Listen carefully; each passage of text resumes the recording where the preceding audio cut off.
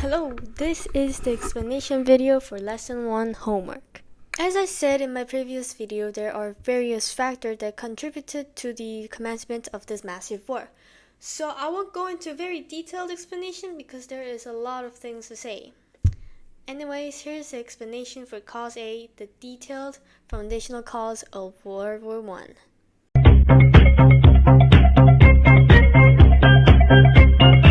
As we all know, there are two major groups that played role in World War I.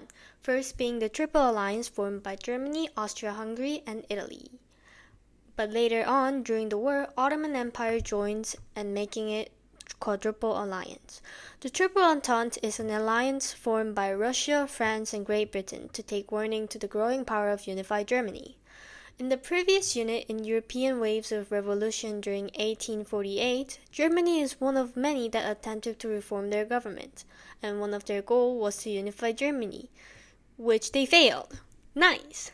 However, later on their Franco-Prussian War in 1870, Prussia teams up with several small German states. Together they were able to defeat France and successfully seize the economically valuable Alsace-Lorraine province, making themselves to become one of the powerful nations in Europe.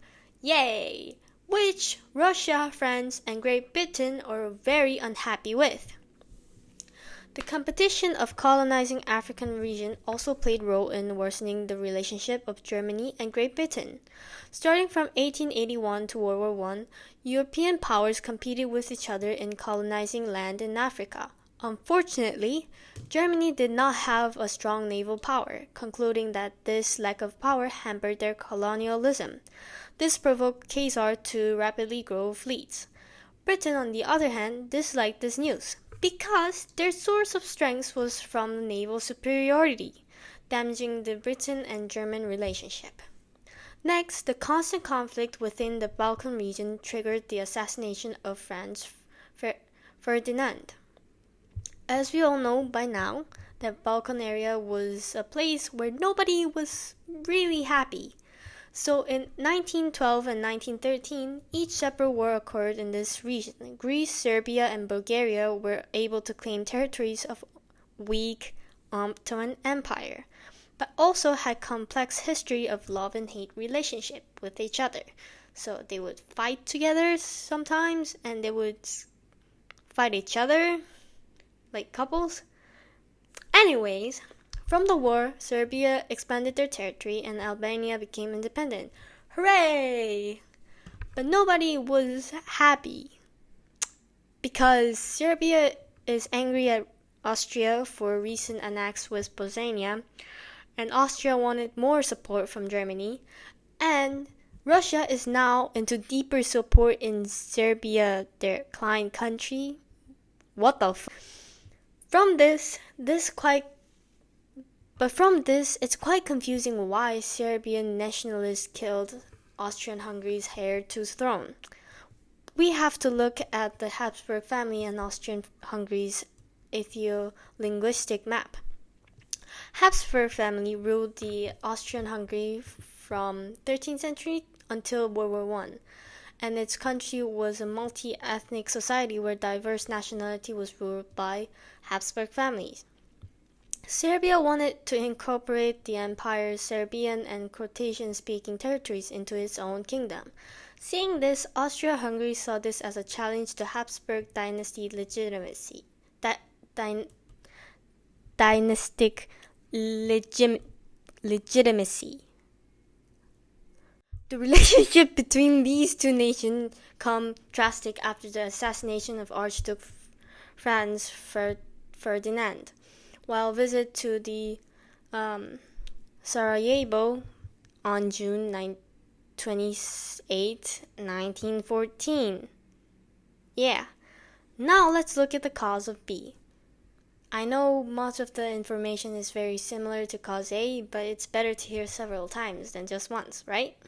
Dumb fucks. Anyways, let's start.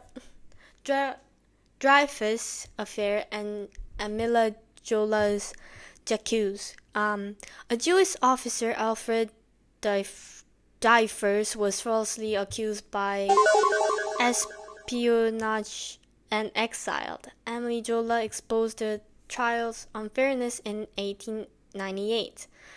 This scandal deepened the political and social division in France, weakening the trust in the government and military at the time of growing international tensions. Boxer Rebellion and European Christian influence in China. A Chinese anti-Christian uprising targeted European and Chinese Christians. European powers intervened to suppress it. This heightened the imperial rivalries and reinforced tension between European nations over colonial influence, contributing to the global instability leading to World War I. Bismarck's diplomacy and Triple Alliance. Bismarck stabilized Europe by forming a dual alliance, Germany and Austria-Hungary, and later adding Italy. He called Germany a satisfied nation.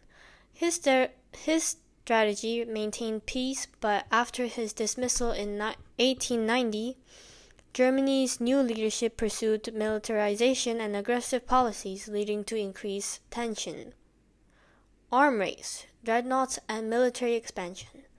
The invention of dreadnought battleship sparked a naval arm race, especially between Britain and Germany. Industrialization led to mass military production. The militarization of economies and competition for military superiority made war more likely as nations relied on strong armed forces for security and economic stability. Ottoman decline, Balkan Wars, and nationalism. The weakening Ottoman Empire led to nationalist uprising. The First Balkan War saw Balkan states fighting the Ottomans, while the Second Balkan War involved Balkan states fighting each other. These conflicts increased tension between Austria-Hungary and Serbia, fueling nationalist sentiment and creating an unstable region that would ignite World War I. Yes! This is end of the video, and I hope you are able to understand something better. Next video, we'll talk about women's role during war, effect of industrialization, and trench warfare. Bye!